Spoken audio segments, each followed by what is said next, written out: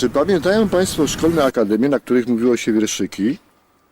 Pragnę Państwu przypomnieć klimat tych szkolnych akademii i poproszę tutaj małego Jacusia, żeby Państwu opowiedział jakiś wierszyk. Jacusiu, proszę Cię bardzo, opowiedz wierszyk.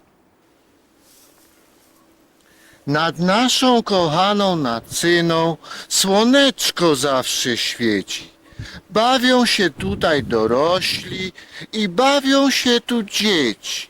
Dorośli piją napoje, po których się dobrze czują, a gdy się już napiją, do rzeczki po skarpie zlatują. Płyń nam, nasza rybnicka rzeko, płyń nam, do morza hen daleko. Dziękuję Ci, Jacusiu, wierszyk był wspaniały. Dziękuję też Państwu. Do zobaczenia.